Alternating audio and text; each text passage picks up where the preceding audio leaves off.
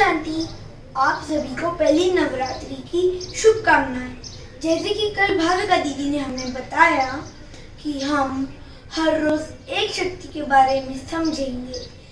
इस प्रोग्राम में जिसका टाइटल है रियलाइजेशन ऑफ पावर, शक्ति से सिद्धि। तो अब हमारे सामने आएंगे प्रिंसिपल साइंटिस्ट डॉक्टर गौतम भाई पटेल, जो हमें समझाएंगे पावर टू डिस्क्रिमिनेट यानी कि परखने की शक्ति।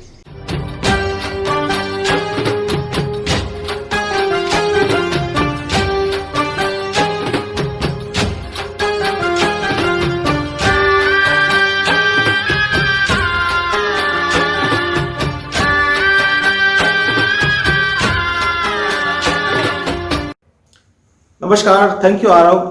आज हम देखने जा रहे हैं उस शक्ति के बारे में जो हमारी हर सफलता के लिए जरूरी है, वो है हमारी परख शक्ति। चीजें, वस्तु, संबंध, संपर्क और स्व को जानने की, उसके मूल स्वरूप में पहचानने की जो शक्ति है, वो है हमारी परख शक्ति। आगे बढ़ने से पहले हम एक शुरुआत करते हैं एक छोटी सी कहानी से।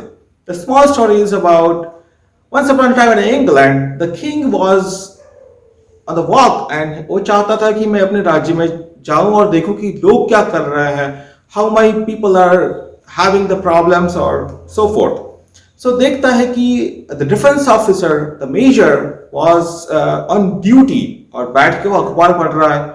उसको लगा कि मुझे इससे बात करनी चाहिए। जब वो जाते हैं उनके पास तो colonel was reading the newspaper.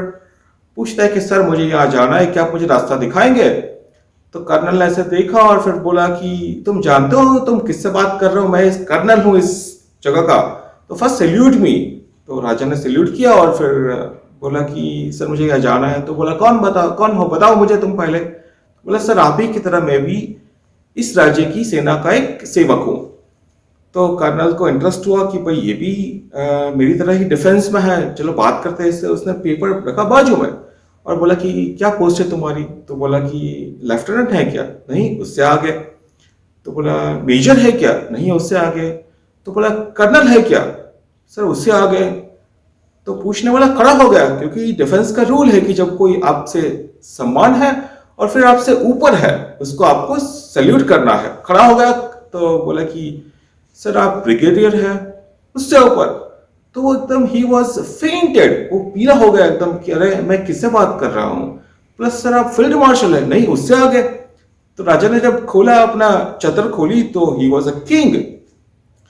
बहुत ही शर्मिंदा हुआ वो और बोला कि sir this is my gun and shoot me now because of rule of the our state. Anybody insults king he deserve the death. राजा ने बोला कि इसकी कोई जरूरत नहीं है, आगे से जब आप किसी से बात करो तो ये सोचो कि आप एक राजा से बात कर रहे हो।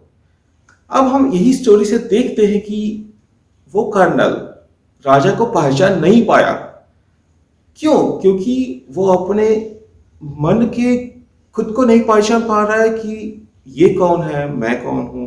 आगे देखते हैं कि जब हम कोई चीज को परख करते हैं, फॉर एग्जाम्पल हम जाते हैं मॉल में, starting from a small pen to big property, we invest lot of time to analyze it कि मैं क्या परचेस कर रहा हूँ, ये चीज़ की कितनी वैल्यू है, मेरे लिए क्या सही है क्या गलत है। इसके ऊपर हम काफ़ी टाइम इन्वेस्ट करते हैं और फिर वो चीज़ का हम चयन करते हैं। यही चीज़ आगे आती है हमारे रिलेशनशिप के ऊपर।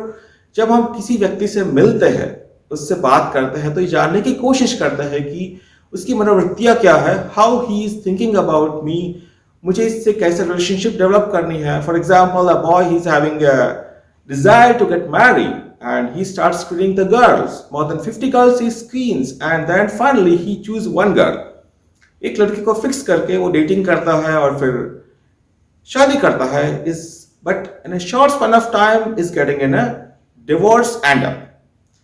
Similar way कई बिजनेसेस तो अच्छे चलते हैं रिलेशनशिप में और कई बिजनेसेस ब्रेकअप भी हो जाते हैं बहुत ही जल्दी। मीन्स एक दूसरे को जब हम ठीक से नहीं परख पाते हैं तब हमारे वो रिलेशनशिप भी ब्रेकअप में एंड अप होते हैं। ये हुई बातें चीजें और संबंध की। आगे देखते हैं कि हम क्या खुद को पहचानते हैं, मेरे स्वभाव क्या है, मेरे संस्कार क्या है, मेरी कैपेबिलिटीज क्या है, मेरे गुण अवगुण क्या है, क्या मैं खुद को जानता हूँ। जब हम इंटरव्यू में जाते हैं कहीं पर भी तो ये क्वेश्चन तो पूछता ही है कि आपके प्लस पॉइंट और माइनस पॉइंट बोलो। तो प्लस पॉइंट तो लोग फटाफट से बोल देते हैं, माइनस पॉइंट के लिए सोचना पड़ता है कि मुझे पता नहीं कि मेरा माइनस पॉइंट क्या है। तो खुद को जानना ये भी परख शक्ति में आता है। अब जब हम कुछ चीज को परख करने की कोशिश करते हैं तो वो इंफॉर्मेशन हमारे दिमाग तक पहुंचती है, हमारा ब्रेन उसको एनालाइज करता है कि भाई चीजें सही है गलत है क्या है। तो उसके लिए हमें क्या क्या चीज चाहिए कि जो हमें अच्छी से परख शक्ति को दिलवाए। उसमें सबसे पहला है हमारा शुद्ध मन और दिव्य बुद्धि। ये दो चीज ऐसी है कि जो हमें अपनी परख शक्ति को बढ़ाने में बहुत मदद करती है।